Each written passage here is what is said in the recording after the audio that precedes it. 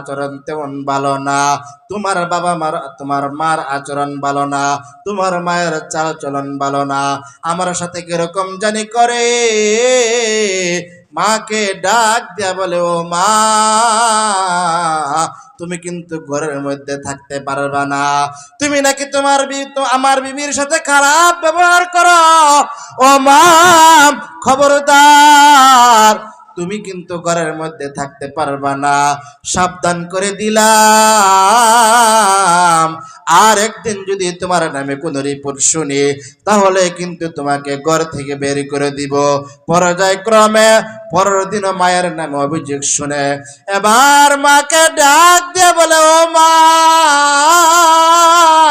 তোমার নামে আবার আমার কানের মধ্যে অভিযোগ আসছে। ও মা, তোমাকে কিন্তু ঘরের মধ্যে রাখা যাবে না, তোমাকে কিন্তু বাড়ি থেকে বের করে দিব। মা ডাক দিয়া বলে, কলেজার টুকরা সন্তান, ছোট্ট কালে তোমার বাবা মারা গেছে, আমি মানুষের বাড়িতে কাজ করিয়া করিয়া নিজে না খাইয়া আমি তোমাকে খাওয়াইলাম, আমি তোমাকে মানুষের মতো মানুষ বানাইলাম। ও সন্তান, আজকে তুমি আমাকে বাড়ি থেকে বের করে দিতে চাও? তুমি তো জানো তোমাকে ছাড়া আমার কেউ না, আর আমার এই স্বামীর বিটা ছাড়া আমার আর কিছুই নাই। আমি কই গিয়া থাকবো, কই গিয়া আমি খাওয়া দাওয়া করব, আমি কই গিয়া ঘুমাবো? কলেজার টুকরা সন্তান, বড় আদর করিয়া আমি তোমাকে লালন পালন করেছি রে বাবা, এরকম করিস না। সন্তানের মুখের রূপে মা কথা বলে দেখে কিতাবের মধ্যে পাওয়া যায়, হঠাৎ করে কলেজার টুকরা সন্তান মায়ের গালে একটা থাপ্পড় মাইরা দিছে। জোরে বলেন নাউজুবিল্লাহ। ভাইরা আমার, মা থাপ্পড় খাইয়া আশ্চর্য হয়ে গেছে।